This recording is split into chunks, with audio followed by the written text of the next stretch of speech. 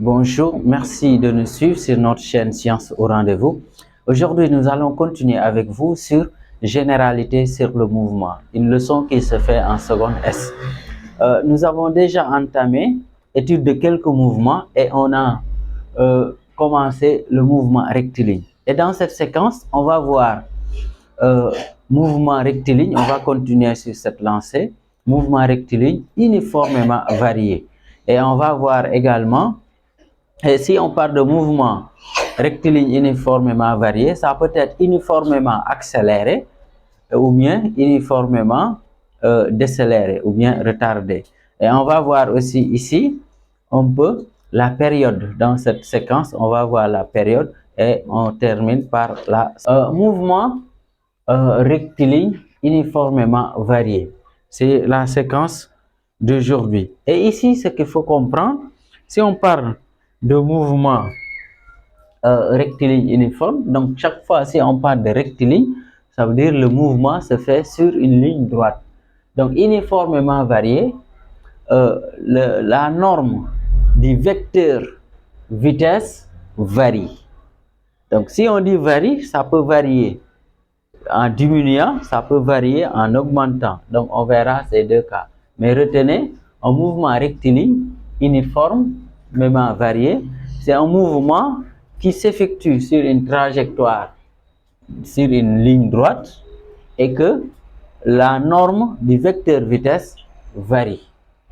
Et si maintenant, si ça varie en augmentant, si le vecteur vitesse, disons la norme du vecteur vitesse augmente, ça veut dire augmente, dans ce cas, on va dire uniformément accéléré. Donc, mouvement, on peut abréger ça comme ça, mouvement, ici, uniformément accéléré, uniformément accéléré. En général, on met M, mouvement, uniformément, rectiligne d'abord, mouvement rectiligne, uniformément accéléré. On peut abréger ça comme ça. Ok? Donc là, le vecteur vitesse varie, mais en augmentant.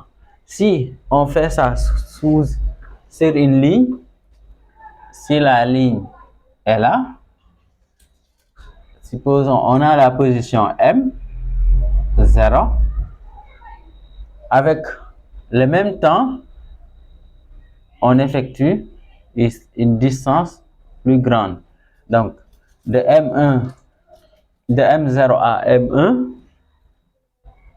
regardez, de M1 à M2, ainsi de suite, M3.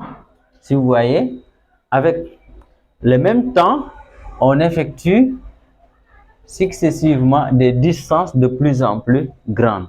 Et donc, on dira que le mouvement est uniformément accéléré. On peut avoir maintenant le cas où le cas où maintenant ça diminue, au lieu que ça augmente, ça diminue, on va parler de mouvement uniformément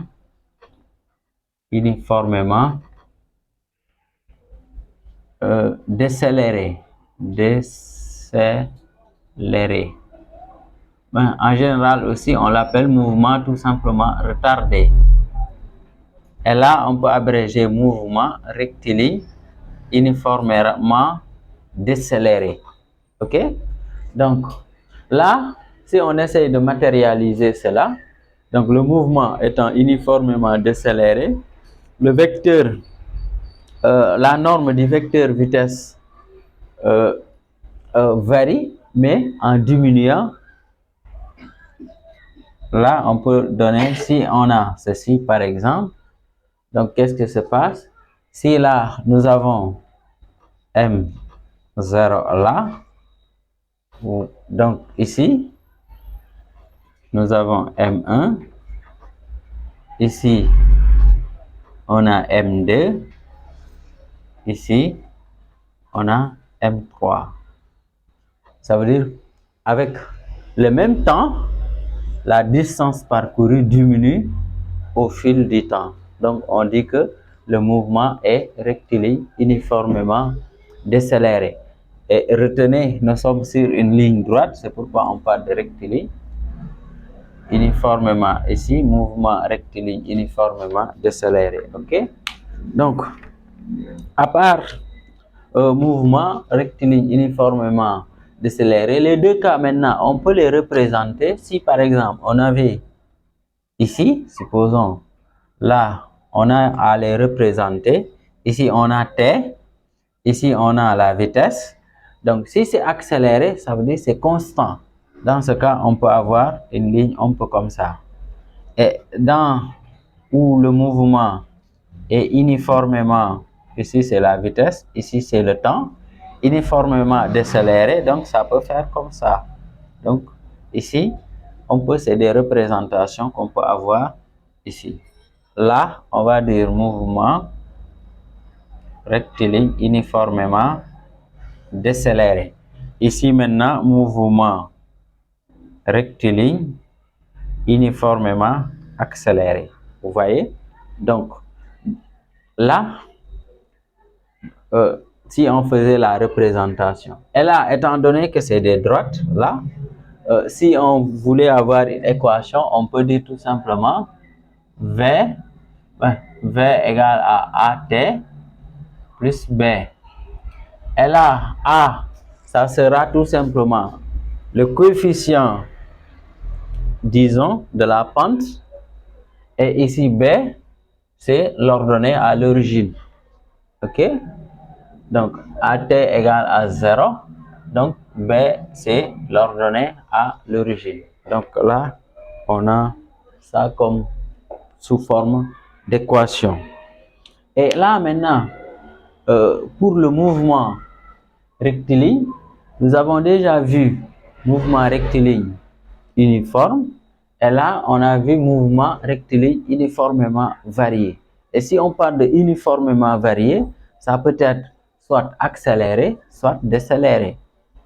OK? Et maintenant, on va voir maintenant mouvement. On va voir mouvement circulaire uniforme. Là, on peut mettre ça grand 4 petites croix. Mouvement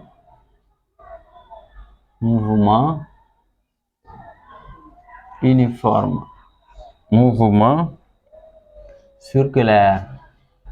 Mouvement circulaire uniforme.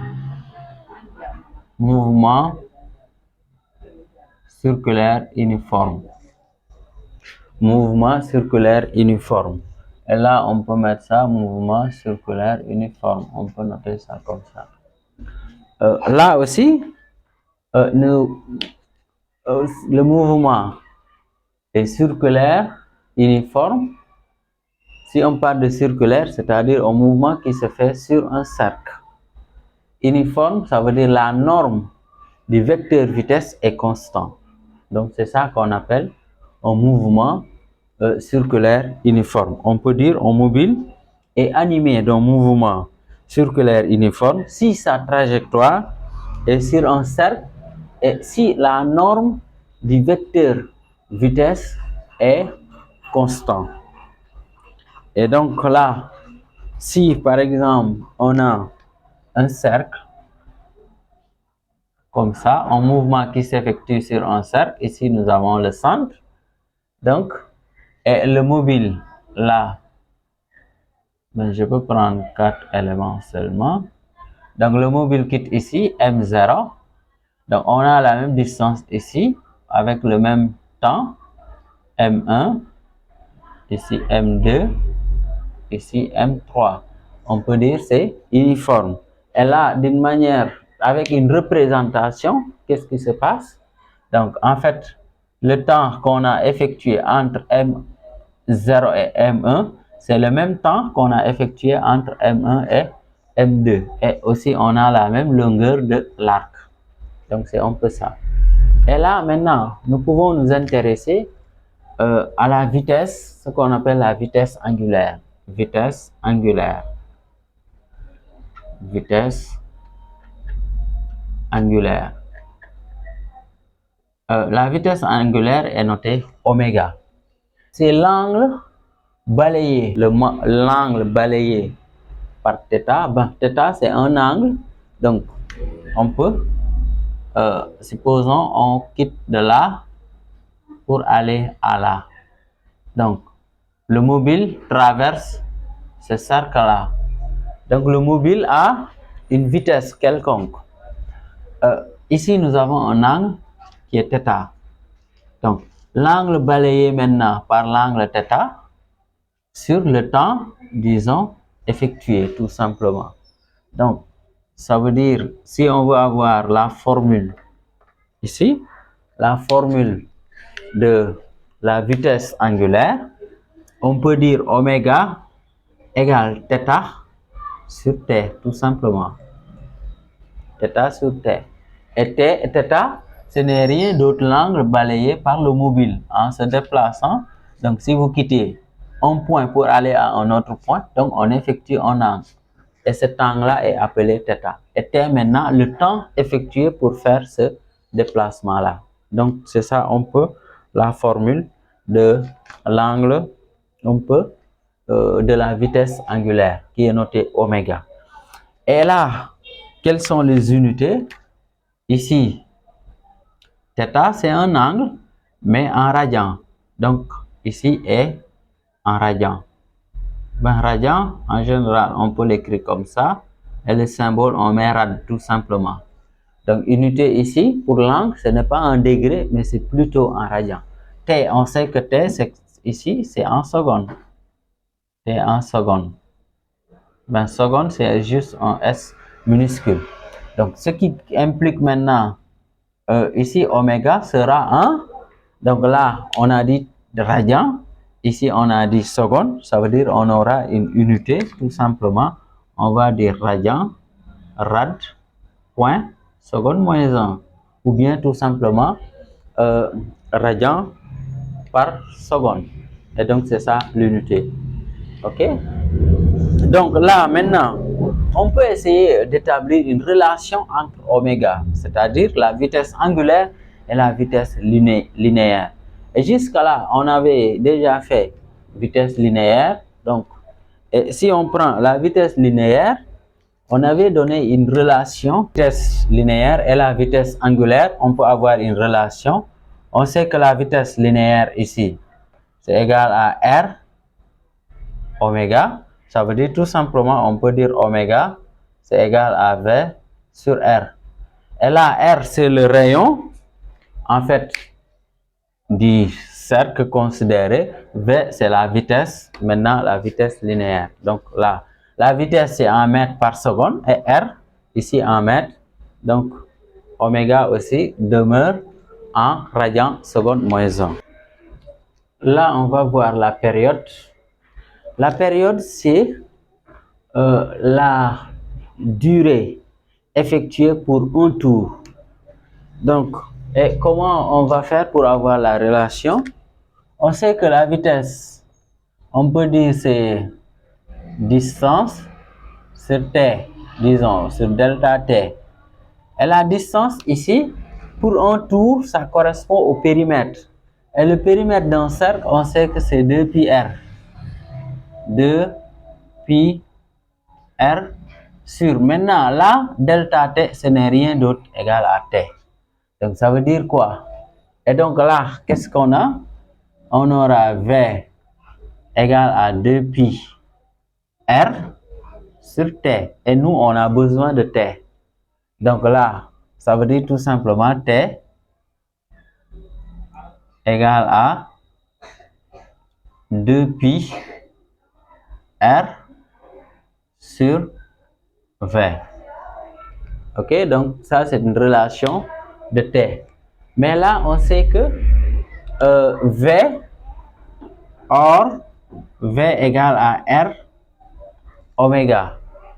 Donc, ce qui fait que si on reprend l'expression de t, on peut dire t égale à 2 pi R sur R oméga. Et là, les deux R vont se simplifier. Ici, on a R, ici, R là. Les R se simplifient. Donc là, on peut retenir ça comme une relation. Ce qui nous donne tout simplement t égale à 2pi sur oméga. Et donc, c'est ça l'expression en général qu'on donne sur la période. Et la période ici s'exprime en secondes. Donc, t, c'est en secondes. S'exprime en secondes. Ici, maintenant, oméga, il n'y a pas de changement. C'est radian seconde moins 1, tout simplement. OK? Donc là, maintenant, si on prenait la vitesse, pour ce cas-là, c'est en mètres par seconde. OK?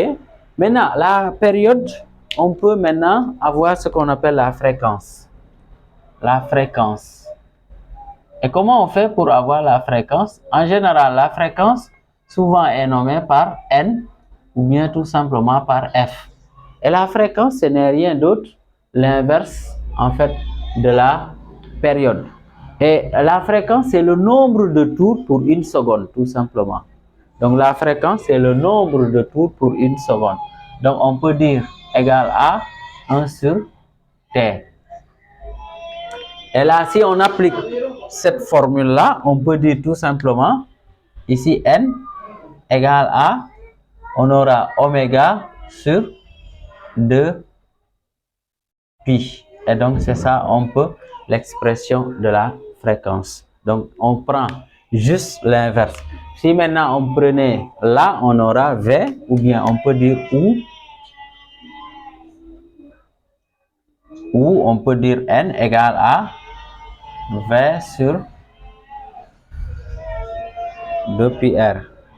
Donc, c'était ça qu'on voulait partager avec vous. Merci de nous avoir suivis. Merci de liker la vidéo, de la partager et surtout de vous abonner si ce n'est pas encore fait.